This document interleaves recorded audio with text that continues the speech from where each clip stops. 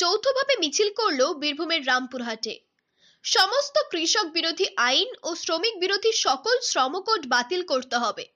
আয়কর বহির্ভূত সকল পরিবার পিছু মাসিক ৭৫০০ টাকা দিতে হবে। অস্বাভাবিক দ্রব্যমূল্য বৃদ্ধি নিয়ন্ত্রণ করতে হবে। সকল গরিব পরিবারের মাথাপিছু মাসিক ১০ কেজি খাদ্যদ্রব্য রেশনে বিনামূল্যে দিতে হবে। আগামী ২৬শে নভেম্বর সারা ভারত সাধারণ ধর্মঘট সফল করতে বামফ্রন্ট ও কংগ্রেস যৌথ মিলে রামপুরহাট শহরে মিছিল শুরু করে।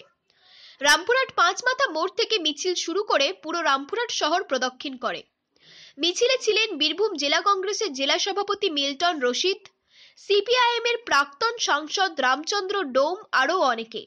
রামপুরহাট থেকে রামকৃষ্ণ মজুমদারের রিপোর্ট, বাংলা নিউজ। কৃষক বিরোধী ধর্মঘট সফল করুন। গণপরিবহনের ভাড়া সরকারকে অবিলম্বে দেওয়ার জন্য ২৬শে নভেম্বর ধর্মঘট সফল করুন। ইনকলাব জিন্দাবাদ, বাম কংগ্রেস জোট জিন্দাবাদ।